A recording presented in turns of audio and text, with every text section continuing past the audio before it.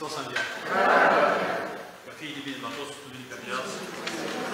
Duminica a patra după Paști, Duminica Slăbănogului, Duminica trecută Chimiile de Nosiță, Duminica viitoare a să fie Duminica Samarinicii, Miei Samarinicii.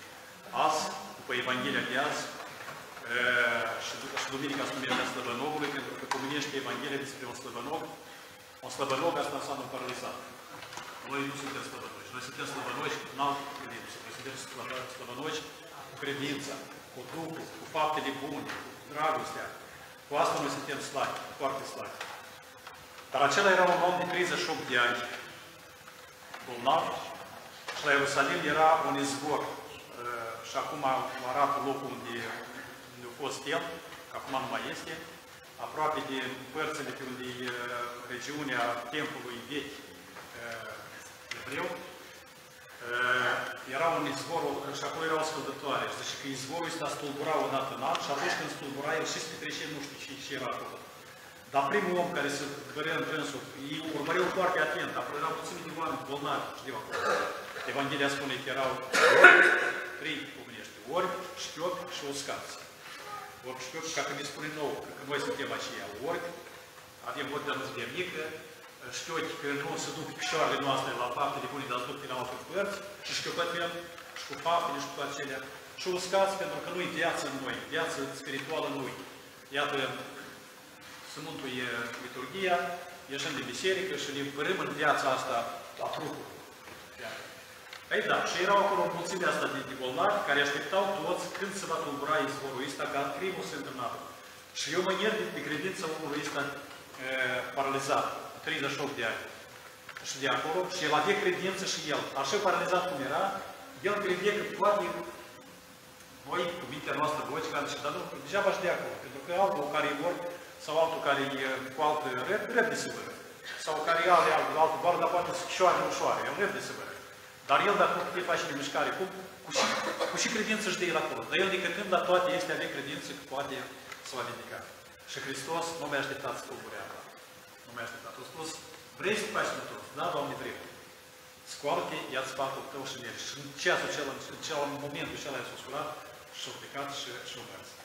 Iată și poate să facă Hristos cu noi, dacă avem noi credința Lui, credința omului acestuia.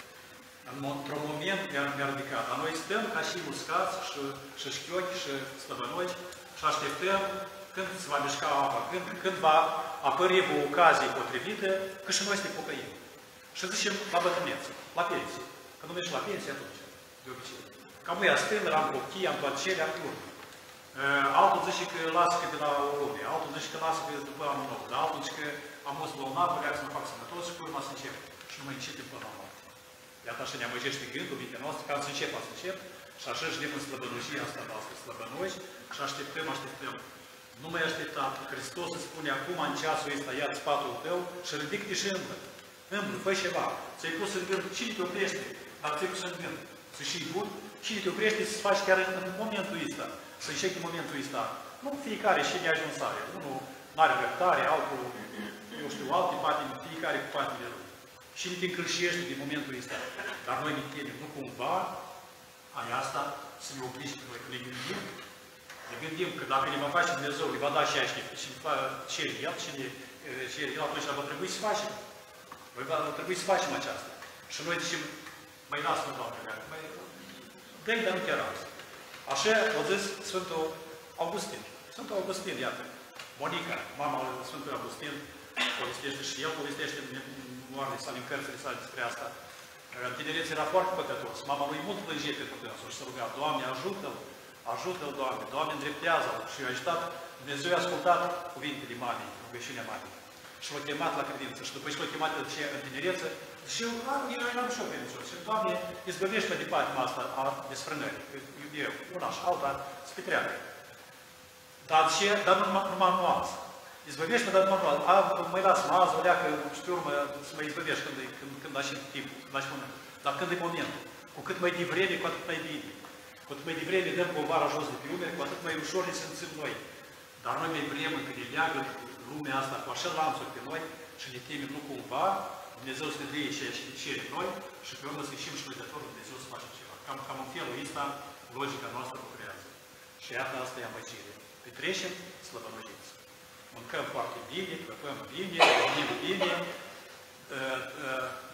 sărim la ostropăți, la dans, la șașlăc și la toate celelalte foarte repede. E să știi când ne gătim. În 3 secunde e gata. Își pune și fardul și găsește și hainele frumoase, și toate celea la petrecere. Dar la pocăință anume. Las că azi, las că poimâine, las că la un nou, las că la bătrâneță. Ei, ce să facem noi? Suntem slăbănoși. Hristos, asta a fost un lucru real. Dar lucrul este real, iată, are și analogie, ne-a putea da o parabolă în fața noastră, pentru că și noi suntem implicați, iată, prin învățarea noastră în lucrurile astea. De Doamne să ne ajute Dumnezeu, pentru că noi în fiecare an ascultăm aceleași Evanghelii. În fiecare an, iată, Duminica 4 după Paști, Evanghelia Slăbănovă. Duminica 5 după Paști, Sămărneană. Duminica a doua de post, Putare. Duminica a treia de post, Cruce. Și tot așa. Fiecare ascultăm. Și folos. Ne ascultăm și da, bine vorbește, spune Părinte, da, e așa, am să fac și eu, și facem. Încercăm poate să facem, ca peștele pe uscat. Mai dăm o leagă din poate, dar dacă nu este pelenie sub picioarele noastre și nu este deprindere, dar deprinderea vine nu într-o zi, trebuie să cechează și mâine să mai faci încă o licătură și poi mâine încă o leagă și tot așa crescând, să vedeți și cunoștința apare la om, și cunoștința apare. Și câtă deșteptăciune, câtă lumină, câtă înțelegere, că toate acestea sunt de prisos, toate lucrurile astea sunt de folos într-o măsură foarte mică, dar pe urmă, dacă întreci măsura, ele nu mă încurcă. Și nu-ți ajută nimic, n-am mai încurcă. Îți pune povară pe umăr și sub povara asta așa și prăvărești, așa și murim sub povara asta păcată. Dacă am înțelege noi azi, dacă am începe de azi să facem o leacă, să ne luptăm cu neajunsurile noastre, să nu iubim așa de tare pe creștere, să mai stăm în chilea noastră în fața icoanei, să mai punem mâna pe carte, să mai citim acolo ceva, să vedem cât înțelepciune sunt cărțile astea sfinte. Când să facem asta? Când să facem? Suntem bătrâni. Dacă amânăm, așa și rămânem. Suntem în slăbănogie, trecem în paralizmul ăsta nostru. Și a minții, și a corpului, și a faptelor bune, și a credinței. O leacă, acolo poate mai mișcă, mai este jiul, o scânteie de credință. Dar nu putem aprinde pentru că o împresoară grijă de este ale Domnului. Să ne ajute Dumnezeu să ierte, în primul rând, suntem nepăsători și să ne ajute să ne întărească voința, ca să putem mișca o leacă înainte, să mergem nu numai pe orizontală, încolo într-o parte, dar și vertical, o leacă în sus, spre Dumnezeu spășeală, dacă este de folos. Păi, săptămâna asta, sărbători mari nu avem, dar și miercuri, în jumătățile praznicului, facem slujbă, marți Sfânta Pelagia, joi Sfântul Iov, așa din Biblie, mult pătimitorul, Măgostădanul Iov, care a pătimit mult, care avem mulțime de bogății avem. Iau și exemplu de lui. Citiți cartea lui Iov, dacă aveți Biblia acasă. Începeți să știți, să vedeți câtă filosofie este în cartea asta. El avea tot ce le avea. Era așa mai bogat. Și în 3 zile a rămas fără nică, dar nu pur și simplu așa a rămas. Dar diavolul s-a judecat cu Dumnezeu și a zis, Dumnezeu i-a văzut, e robul și ala eu cum slujește. Dar diavolul a zis, slujește dacă i-a dat tot celea.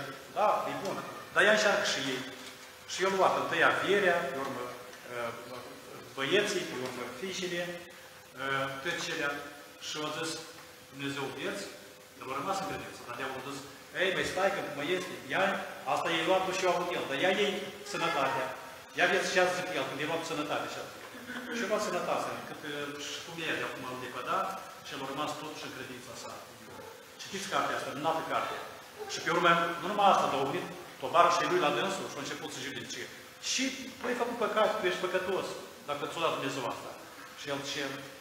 Poate că am făcut, dar în fața lui Dumnezeu, adică noi trebuie să greșim. Dar în fața lui Dumnezeu conștient, eu n-am făcut păcat.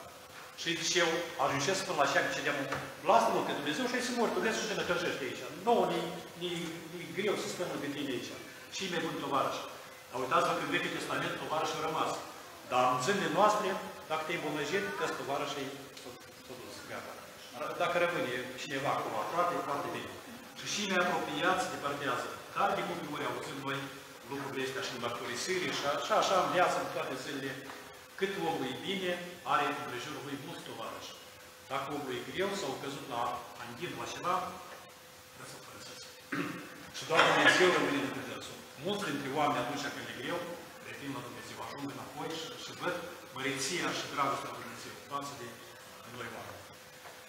Iată despre Iov. Și sâmbătă, noi sâmbătă ați face mutele doar, sâmbătă e Sfântul Ioan Teologul, duminică e Sfântul Nicolae, da? Duminica viitoare e Sfântul Nicolae și duminica a 5-a, dar sâmbătă slujba n-ați facem, dar ați face mutele, așa că este Sfântul Ioan Teolog, care a fost ucenicul iubit al lui Hristos. Și zicem că într-o duminică, dar cred că de-am până la, poate la Ispas, în ziua de Ispas seara, să mergem la Prestol și să facem acolo pomenire, când ziua de Ispas pomeniri și morți, să facem la Prestol pomenire pentru cei care au răclăsat și sunt morți îngropați acolo. Hristos a înviat! Hristos a înviat! Hristos a înviat!